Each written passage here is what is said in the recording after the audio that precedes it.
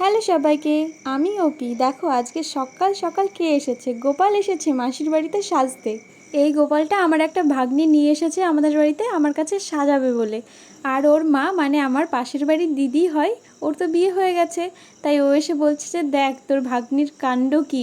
প্রত্যেক দিন গোপালকে এমন ডোলে ডোলে স্নান করায় যে ওর সব সাজানো তুলে ফেলেছে। এই বলে গোপালকে দিয়ে গেল।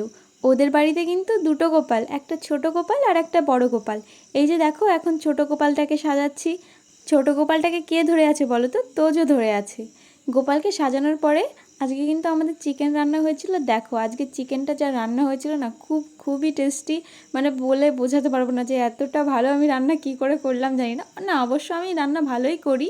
রান্না করছিলাম তখন এসে আমার মা বললো যে দেখ অপি, একটা ডিম পেলাম আমাদের ছাদের উপরে ফাঁকা জায়গায়। একটা পাখিতে ডিম পেড়ে রেখে চলে গেছে। এটা কি পাখির ডিম ঠিক বলতে পারছি না, হয়তো বা শালিক পাখির ডিম, কারণ আমাদের বাড়িতে অনেক শালিক আসে আর আমরা ওদেরকে খেতেও দিই।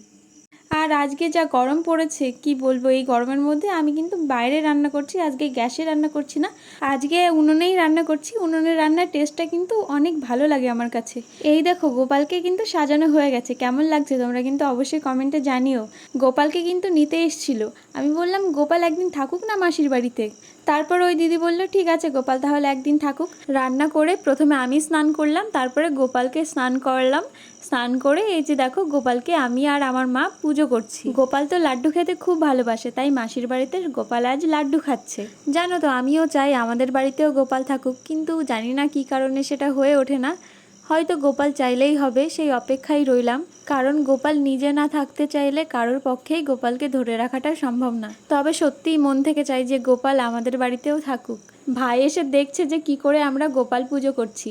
জানো তো আজকে আমাদের গ্রামে দুয়ারে সরকার বসেছে, তো সেখানে যেতে হবে। আমি তো প্রথমে ভুলেই গেছিলাম, তারপর তাড়াহুড়ো করে ডকুমেন্টসগুলো জেরক্স করে নিয়ে দৌড়লাম। প্রায় 4টে বেজে গেছিলো। জানো তো আমি সবার লাস্ট ছিলাম, আর কেউ নেই দেখো।